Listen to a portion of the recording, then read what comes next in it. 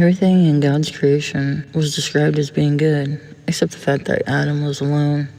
In fact, Adam's isolation was the only thing in the first 2 chapters of Genesis that God considered to be a problem.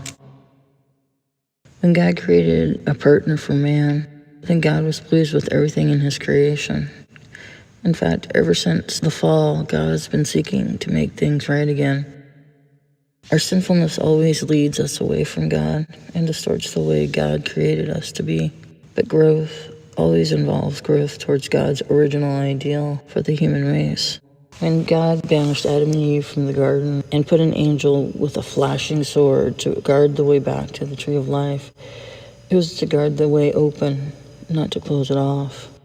Pastors are a messenger with the Bible, a flashing sword that shows us the way back to the tree of life. They're a gift of God to us.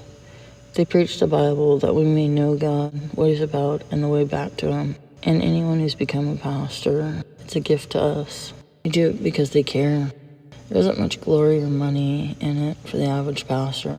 Although some do become well known, they do it to help others and to minister to them. The book of Genesis presents us with a series of new beginnings that come out of the ruin of our sinfulness. In the original fall, God promised hope and healing. He told the serpent of the offspring of the woman to crush his head. People generally continued to disobey. God sent the flood as a judgment for their sinfulness. After the flood, God again promised victory and confirmed that promise with a rainbow. Then people rejected God again, building a great tower as a memorial to their pride.